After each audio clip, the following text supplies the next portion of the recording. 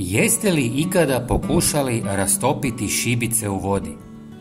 Danas ću vam otkriti što se događa kada to učinite i zašto bi vam ovo moglo biti korisno. Sve što vam treba je pola litre tople vode i nekoliko šibica. Ubacite šibice u vodu i lagano promiješajte. Nakon samo nekoliko minuta primijetit ćete kako se glave šibica počinju topiti, a voda postaje zamućenija. Ako želite ubrzati proces, nastavite miješati dok se glave potpuno ne rastope.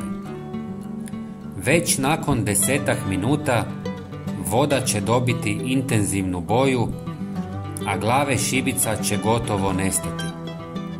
Ovo je znak da su ključni sastojci šibica otpušteni u vodu. Sada se vjerojatno pitate zašto to radimo i kako se ovo može iskoristiti. Glave šibica sadrže sumpor, fosfor i magnezij, 3 važna elementa za zdravlje biljaka. Ova smjesa može poslužiti kao prirodno gnojivo koje jača korenje i pomaže biljkama u borbi protiv štetočina. Kada uklonite šibice iz vode, ostaće vam rastvor bogat hranjivim tvarima. Ovaj rastvor preporučuje se koristiti svakih par tjedana za najbolje rezultate. Njegova redovita primjena osigurava jače biljke i zdravije tlo.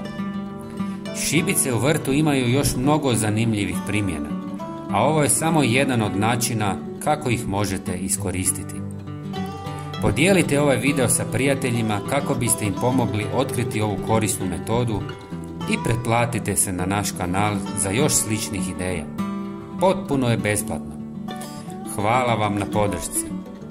Pozdrav!